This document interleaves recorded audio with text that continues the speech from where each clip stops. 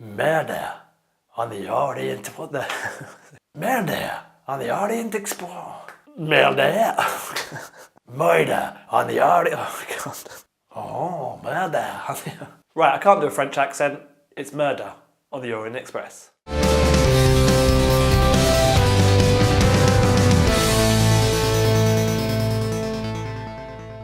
Hi, my name's Harry Kirby and welcome to my non-spoilers review for Murder on the Orient Express, directed by Kenneth Branagh, starring Kenneth Branagh, along with a huge collection of other talented actors. Murder on the Orient Express is based on a novel by Agatha Christie and tells the story of 13 strangers trapped on a train after a murder. The mystery must be solved by the great detective Hercule Poirot before the murderer strikes again. Okay, let's start with the positives. This film is shot beautifully. The shots of the trains leaving the station, running through the mountains look amazing. Everything has that kind of lavish classical look. The costuming, the set design of the train, even Hercule's moustache all look great. I thought the film was going to be really slow and methodical, but actually the pacing was really good.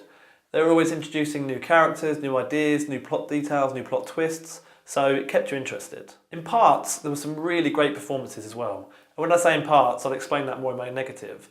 But people that stood out, Judi Dench, Daisy Ridley, Josh Gad, surprisingly, I'm not really a big fan of his, and also Johnny Depp.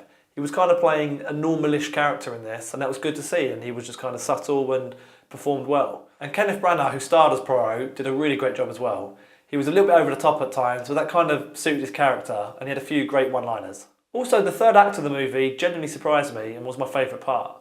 This was the time when the characters were at their most raw and emotional and the actors gave their best performances. It also gave some genuinely interesting moral dilemmas to the character Poirot. It wasn't just an open and shut case, there was stuff for him to wrestle with and I really enjoyed that. Okay, now let's get on to the negatives.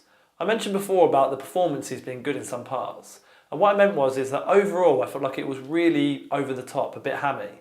I know that's in keeping with the books and how it's written, but for a modern telling the story I just felt like performances didn't particularly feel real until the characters were in moments of stress or anxiety. That's when the nice performances came out. Now, I won't spoil anything, but I think some of the performances are in kind of character for what happens in the film. But still, it just felt a little bit, it just didn't feel real to me for most of the movie. There's also quite a few attempts at comedy moments in this film, and I felt like for the best part, they pretty much all missed. Poirot had a few gags here and there, which some of them were funny, but overall, I felt like they were a bit too obvious or a bit cheesy and just didn't really work for me. Once you get to the conclusion of the film, which of course I won't spoil, you also look back and see that there's quite a few moments that don't really make sense. A few character moments, a few scenes that don't really add up to the end conclusion. And I think in a murder mystery film, that's quite a big negative.